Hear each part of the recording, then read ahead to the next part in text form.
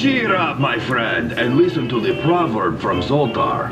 A smile is worth 100 frowns in any market.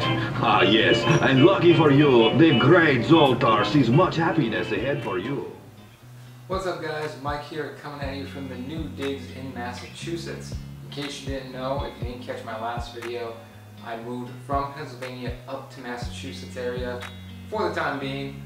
That's part of the reason why I wasn't able to make these videos as quick as I wanted to. But rest assured, I have a video here for you. This one is all about the top 10 things to do or to at least visit and look at while you are in Salem, Massachusetts. Now, this is a trip Andrew and I went on back in June. So needless to say, the weather is probably going to be a lot hotter back then than it is right now when I'm releasing this, which will probably be most likely September or October of 2022. So bear with that. You're going to see nice, bright, sunny skies versus a fall type atmosphere. But these things you can still do any time of the year while you're out in Salem, Massachusetts. So let's get into this one. Top 10 things to do, Salem, Massachusetts.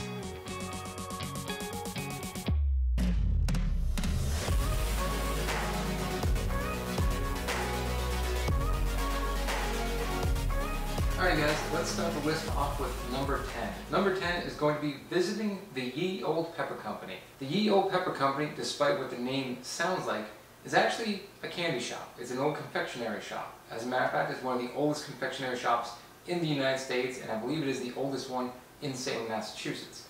What they're known for is the Gibraltars.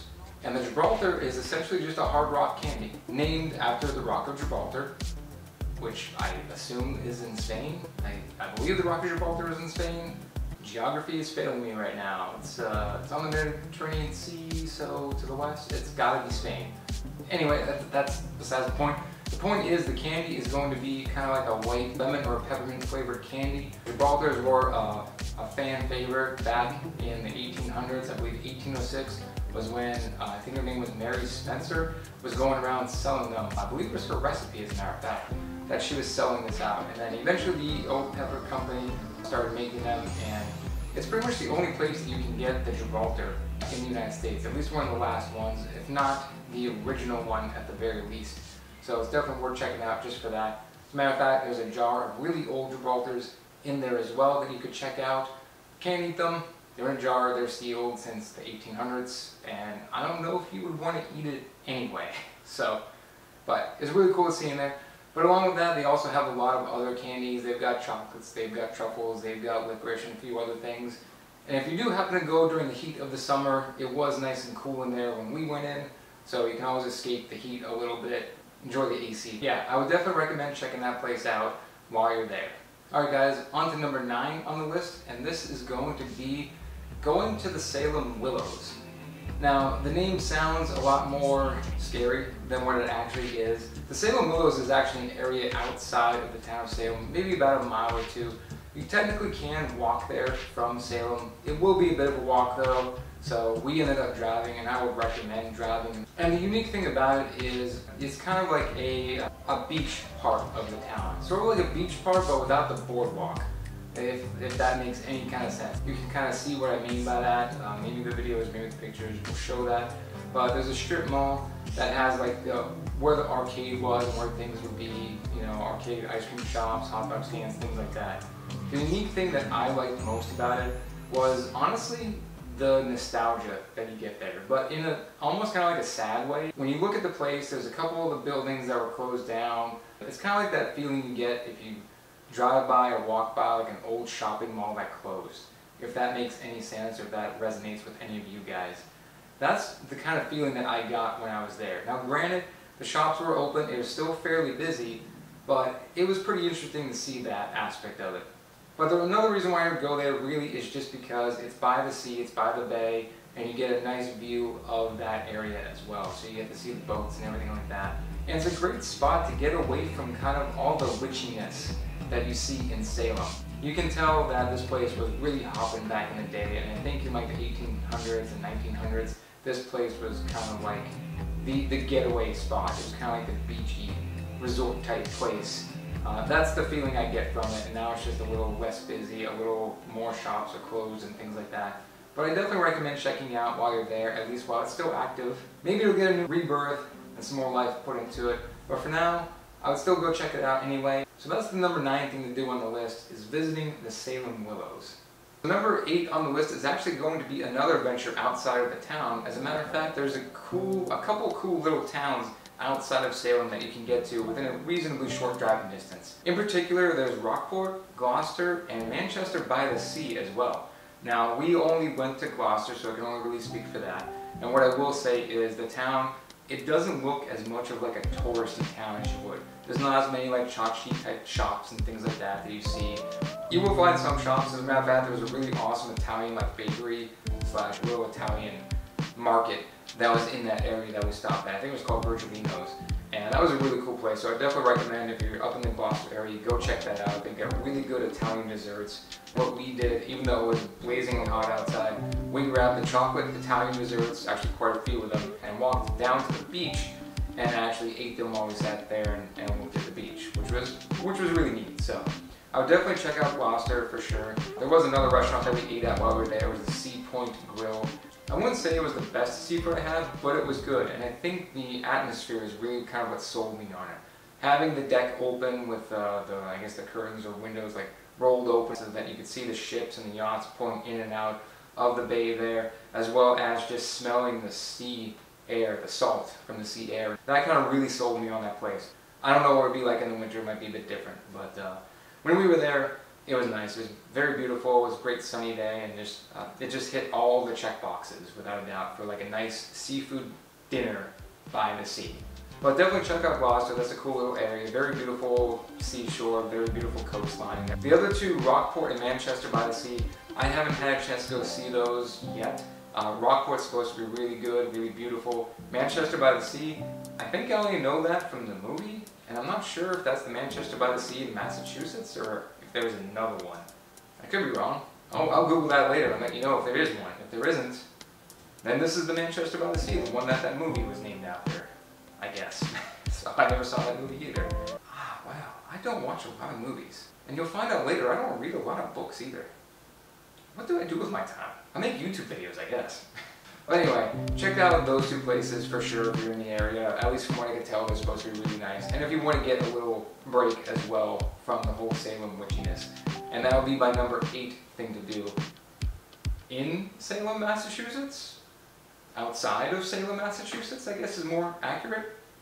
Either way, that's the 8th thing to do. Okay, so number 7 on the list is going to be visiting and taking a tour of the House of 7 Gables.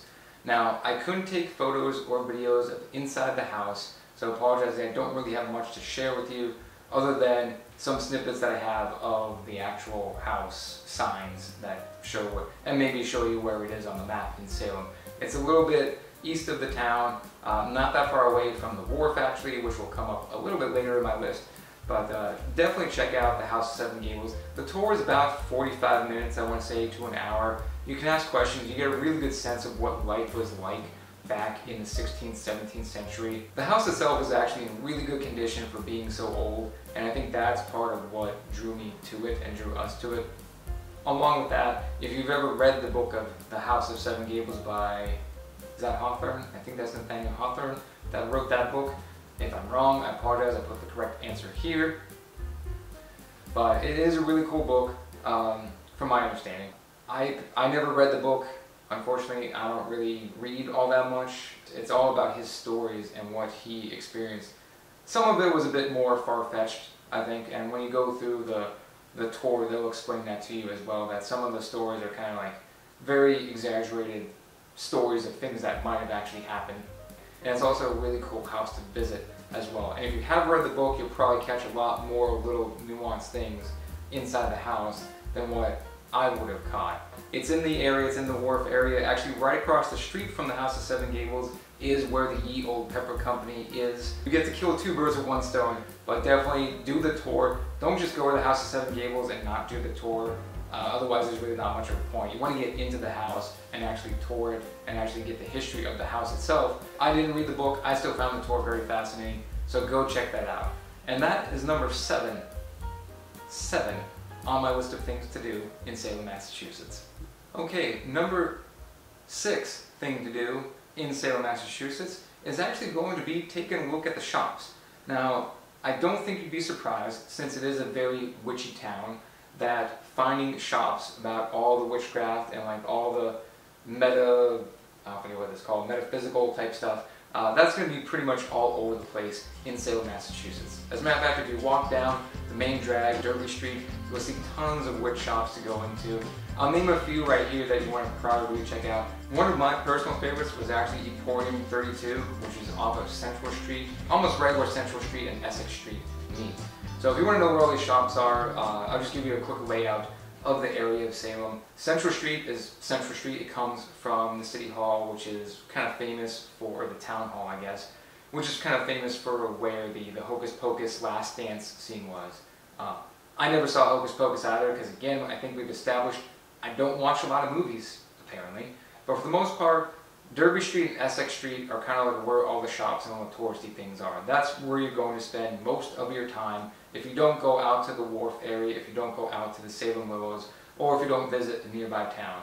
And Emporium 32 is right off of that street. I would definitely go check that out. But there's a lot of other shops in the area too. Another one that I would really recommend going and checking out, just because of its historic significance, is Crowhaven Corner. And that was built back in the 70s. It was the original witch store in Salem, Massachusetts. And I would almost say you could probably credit that for bringing in the tourists. One thing that I found out is back in the 70s, the economy was really tanking in Salem. There really wasn't much going on there until tourism, because of the Salem witch trials, really built that up. And then it became that kind of haven for all this type of stuff. So definitely go check out Emporium 32, check out Crowhaven Corner. Those are the two shops I would recommend. There's a bunch more in the area, so feel free to pop into those as well, but those to me were the two most memorable ones. So since you're going to be in the Derby and the Essex area, number 5 is actually going to be checking out some of the food places. There are definitely some memorable food places to check out while you're in Salem, of which I'll just mention a few of them here, the one that we went to and the ones that we really liked. Flying Saucer Pizzeria was really good. That was actually the thing we got the first night we got down to Salem. And we ordered it from there and went back to the hotel in the B&B and ate it. And it was a great pizza, let me tell you. I would go back there for that. But along with that, there are some other shops as well. Red's Sandwich Shop is a really good place for breakfast. I would definitely recommend that. As a matter of fact, it used to be a meeting ground for patriots before the American Revolution actually took place. So it's a fairly old place, established as the London Coffee House back in 1640 before it eventually, through its history, became the Red's Sandwich Shop that it is now. Along with that, it also has really good food, and it kind of has that nice diner-esque feel to it. So I definitely recommend Red's. Another really good one that we went when we first got up the next morning was Lulu's Bakery and Pantry. And that was a really cool place too. They had a really good croissant there. The almond croissant I got was delicious. The plain croissant Andrew got was really good. And the coffee was also really good as well. Another one that we recommend, it was actually the last thing we did before we left, was we went to Gulu Gulu Cafe. And that is a really cool cafe. To this day, that's probably still like one of the best lattes I've ever had in my entire life was at that place. So I definitely go there and grab a latte. The breakfast I had a Belgian waffle with bacon, so it's gonna be good. So I definitely recommend checking out Gulu Gulu Cafe for breakfast, or Red Sandwich Shop, and Lulu's for some bakery goods if you wanted to. But there were a lot of other restaurants in the area as well. I would say for dinner, the main highlight that we had there was going to be the Settler. The Settler was probably the best food we've had, definitely in that area, and possibly some of the best food we've had in a really long time. Maybe since Savannah, Georgia. It's a great place. I would definitely recommend checking that out. It's a really small place, and if you don't make a reservation, it's gonna be very limited to get in there. It is a fancier type of place. The food was fairly expensive. It was smaller plates, kind of like tapas style, but they were really good, and I would definitely recommend it. The service was fantastic. If you do try to reserve it, you might have to reserve it a couple weeks in advance because inside is very small. Be aware of that, but if you do get in there, it's going to be 100% worth it. So check out the Settler if you're in for some fine dining, without a doubt. I think the gist of all of this is the food is really good. I don't think you'll be starving in that area. There's a lot of good restaurants, a lot of unique restaurants. I don't think you'll be disappointed in any of the restaurants that you get to when you go to Salem, Massachusetts. So the fourth thing on the list is going to be checking out some of the museums and some of the history in the area.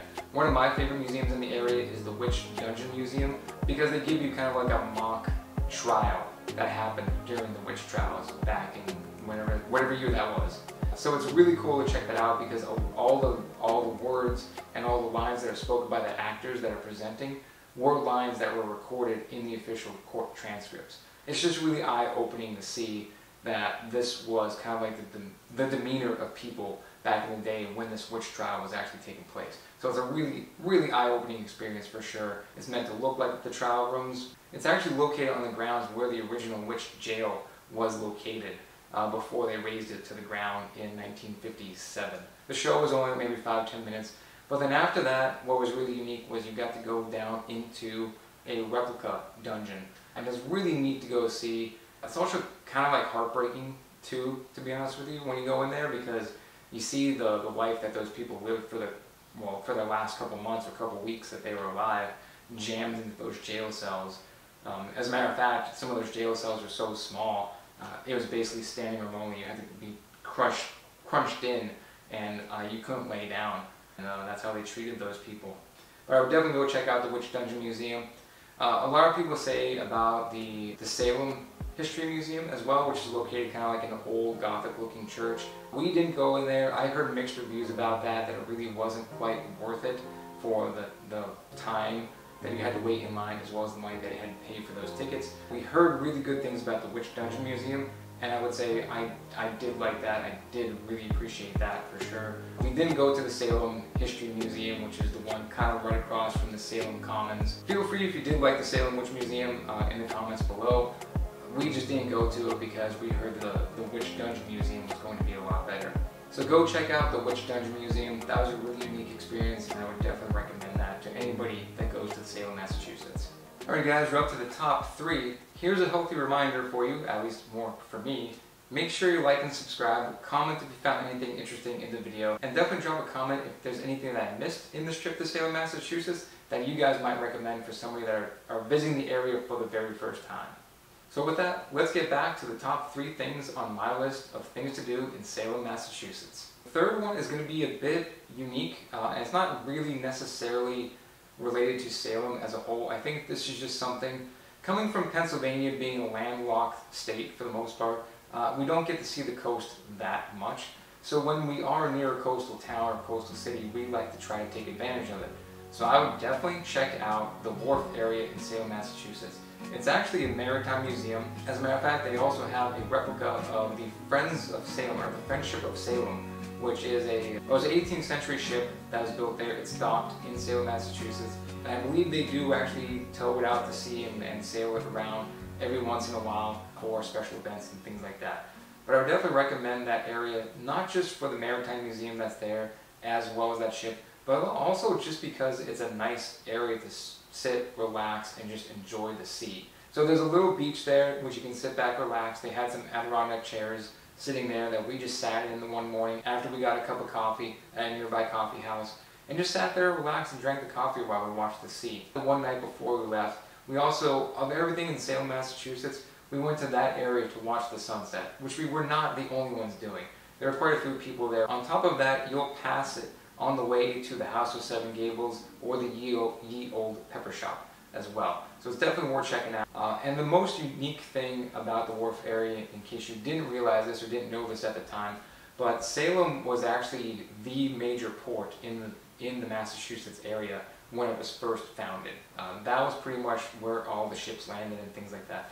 But as the ships started getting bigger and bigger, the sea, the water level wasn't deep enough to actually handle the larger ships that were coming in. So because of that, Salem could have actually been the actual Boston that Boston is now, because Boston became where it is because of the harbor. If Salem's sea levels were a little bit deeper, Salem might have been the thing that was actually built up rather than Boston. So that's a pretty unique fact that I didn't know that. But that's the number 3 thing to do. I would check out the Wharf Area. There's also a lighthouse down in that area as well. You can take a walk to, just enjoy the view, just enjoy the sea.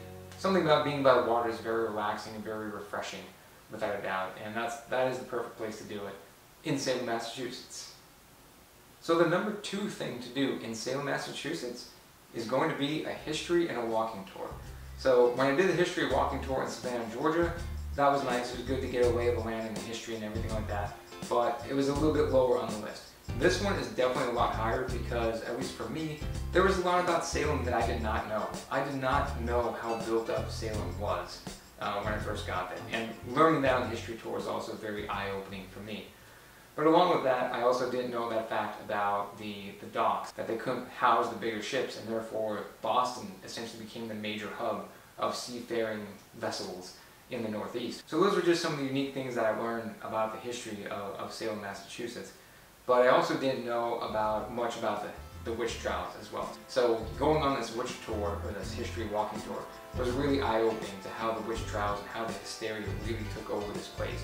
And really kind of what drove the hysteria, which surprisingly, it was money, but that's basically what it was about. It was all about, at least my interpretation of what I learned was that it essentially came down to money.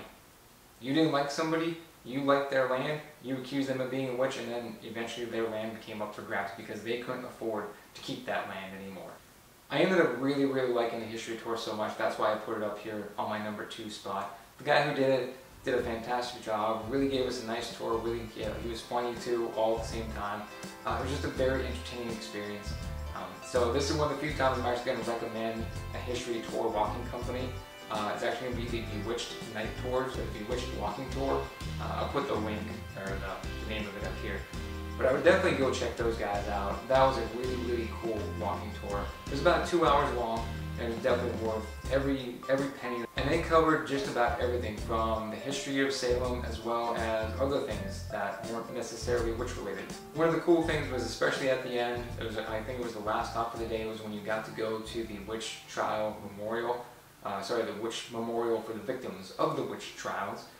That was very eye-opening. He explained a lot about how the memorial is set up, which I won't spoil it for you on here. I kind of want to tell you, but I figured I'll save that for you guys. When you go on the history walking tour, I would recommend that to anybody that goes up to Salem as well, especially if you don't know about the history. And at the very end, you get to find out what happened to the girls that actually did all of this, which I had no idea. And I will note, no kickbacks or anything like that from my side. I'm just recommending it because I really enjoyed it. That's pretty much it. I spent my own personal money going there and taking this tour. So that's the number 2 thing on the list. The number 1 thing on the list is actually going to be kind of related to the history tour. It's part of the history tour, and it's also part of what Salem is essentially kind of like all about. It was all about the witch trials. That's kind of like what brought this town back to life since the 70s. That's what's bringing people there. When you go to Salem, the number 1 thing you're going to want to do is you have to stop by the Salem Witch Trial Memorial, the Salem Witch Memorial. And you want to pay respects to those people because they were wrongfully accused of being witches, and they were all put to death in very gruesome ways. There was one man that was actually pressed to death. They literally put rocks on him and then just kept piling on rocks until he eventually just died. And I believe it took quite some time for that to happen. Definitely go check out that Salem Witch Memorial. It has all the people that are part of it, all their names, so that they could forever remembered in that memorial. And it has the year that they died, the way that they died, the method that was used to kill them. But along with that, also checking out the hanging tree. So the hanging tree is actually near Walgreens. It's actually outside of the town. I'll show you a map of where it's located right here. You can get some parking in that area, and you can go there and see the location of where these people were actually hanged. Except for the gentleman that was pressed to death, he was actually pressed to death right outside the grounds of where the witch dungeon museum is. Sorry. There's literally almost everything has witch in the name, so it's really hard to keep track of what is what. I'm not gonna lie. And that is one thing that I will mention too. When you go into Salem, you're going to be surrounded by a lot of witchy stuff. As a matter of fact, they also have a bewitched statue in the middle of town, which they were cleaning when we were there because somebody decided to vandalize it a day or two before, or a couple of weeks before, and they were still cleaning off the paint from it, which was, I don't know why you didn't do that to that statue anyway. I mean, it's Samantha, right? I mean, she's nice. Anyway, that would be the number 1 thing to do on the list, is go check out the memorial. I don't think there's going to be a history tour that's not complete without going to the memorial. So there you kind of get two birds with one stone. You'll get a tour of the Salem Memorial. Go check out the tree where they were hung as well. I think it was called Proctor's Ledge, just to pay your respects to the people that were there. And that kind of, unfortunately, in a weird, really weird, twisted turn of events, if it wasn't for those witch trials, I don't know where Salem would actually be right now. It's kind of macabre, that's the right word, right?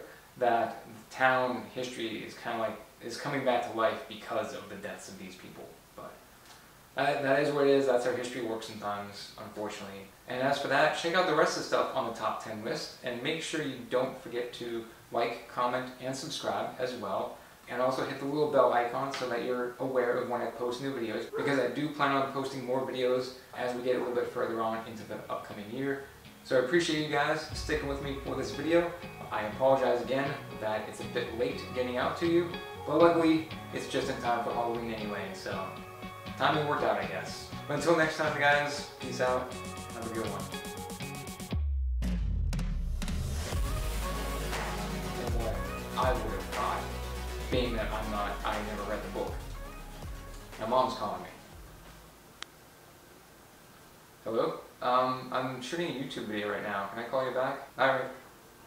Love you too. Bye. Yes, Mom. I'm keeping that in the video. Alright, so the House of Seven Gables. She's calling me back. Hello? Let me hit you with the chair and see if you can get up. Oh, let me whack you with the metal chair. Yeah. She didn't mean to call me on that one. I don't know what I jumped into on that one. Anyway, the House of Seven Gables. Where the heck was I? Alright, so the House of Seven Gables.